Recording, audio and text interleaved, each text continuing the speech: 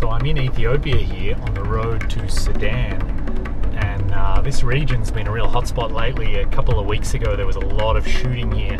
I met some people who got caught up in it, and the army was escorting them and getting out every now and again and shooting at guys in the bushes. So this is really tense right now. This is a great place to be, but it's the only way to get to Sudan. And from what we can gather, it's a little bit calm right now. I'm traveling with this Swiss couple. They're in front of me there in the Land Cruiser, and we're just dropping down out of the mountains of Ethiopia, and it's absolutely beautiful. You can see the mountain there in the distance. I'm not going to put the GoPro outside the Jeep like I normally do, because I imagine the military will get annoyed at me. So I'm just going to put it away, and I'll talk to you guys like this as I progress. But yeah, hopefully I can show you a little bit of what it looks like. I'm told I'm going to see burnt out villages and destruction that all happened maybe 2 weeks ago. Yeah, we just went through a customs checkpoint, and the guy there was sort of said, you know, it's okay, don't worry. And then when I said, you know, up ahead, is there any problem? He's like, it is uncertain. So in the usual Ethiopian way, that is not very helpful.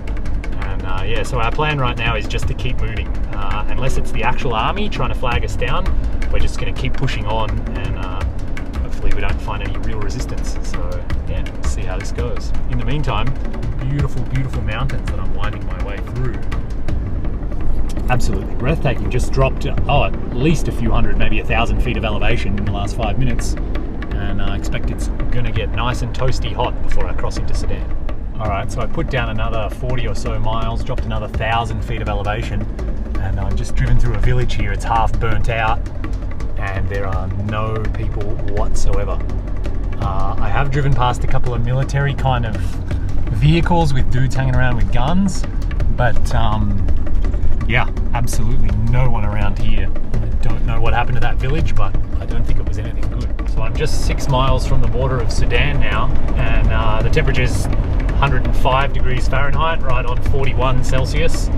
Dropped down 4,000 feet in the last 100 miles, and it turns out this region, I haven't seen any real problems. I haven't seen armed guys more than normal in Ethiopia. There have been some military people around, but I haven't really seen any cause for alarm. I was told that Misnomers up here, the town on the border, was fairly well burnt to the ground, and I'll do my best to try and film it, but if there's lots of military around and if I'm close to the border, then I'm not going to get my camera out. That never goes well. So yeah, end of Ethiopia, just about to drive into Sudan here, and hopefully can wild camp on the other side of the border. I'm told wild camping in Sudan is as safe as houses, so look forward to being in the desert for the first time in a long time.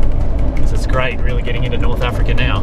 Alright, so just gotten through the border from Ethiopia to Sudan, and overall pretty painless. Just, you know, lots of waiting around as usual because the guys are on lunch or whatever. And it's 6:15 right now Ethiopia time, so it's a lot later in the afternoon than I would rather like. You can see the sun's about to hit the horizon. Here in Sudan it's actually 5:15, so I've gone backwards an hour, time zone change. But yeah, we're just going to cruise maybe 10-20 miles away from the border here and find a place to wild camp. So I've been told wild camping in Sudan is brilliant, and so far everyone's been really, really friendly. And yeah, here we go, another country number 34. I only get to do that one more time and all of this is over. Hard to believe.